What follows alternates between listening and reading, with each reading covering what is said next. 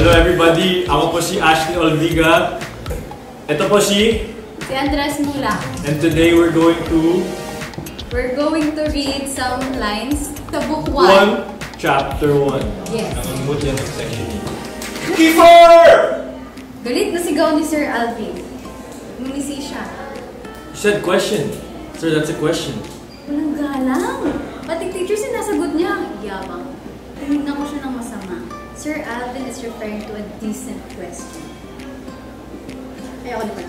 Ayan, napa-English na ako. Sana umabot ang baon ko. Agad na ang buong klase. Nagsalubong ang kilay ng class president nila na tinawag ni Sir na Kiefer. You want a question? Okay. Kailan ka alis sa section namin? Muling ang buong klase. Sa totoo lang naiinis ako sa ginagawa nila. At mas naiinis ako sa Kiefer na to. Sasakan kasi ng yabang. Ano na, porque may posisyon, maangas na dapat. Ikaw, wala kang mawala sa mundo. Mataray hirap ng trabaho ko. Mataray na sagot ko sa kanya habang nakahalukip-kip. Lalong lumakas ang klase. Kahit si Sir Alvin narinig kong nag-react na rin. At sabi niya ay, bakit hindi ka muna? sagot niya sa akin at umisi. Siyempre, sabi ko naman, because I'm the one who make you disappear in this world. Woo! At Saka naman sasabihin ko, like, yeah. ito ko naman siya, sasabihin ko, masay.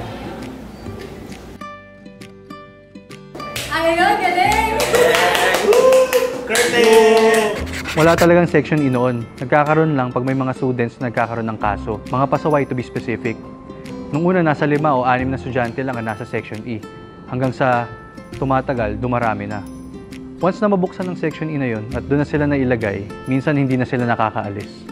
For example, first year ka pa lang at nailagay ka na sa section na yun.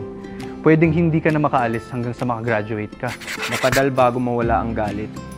Sundin mo na lang ang gusto ko at ni Kuya. Baka sakaling magbago ang isip ko, pagbigyan kita.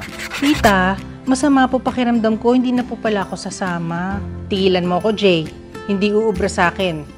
Ay, eto na lang. Suot mo, dali. Bagay sa'yo. Yan, lalagyan kita ng makeup at mamaya, ganito na lang po, tita. Okay na po ako ng ganito. Hindi. Dapat may makeup ka kahit konti. Thank you for having me. Thank you.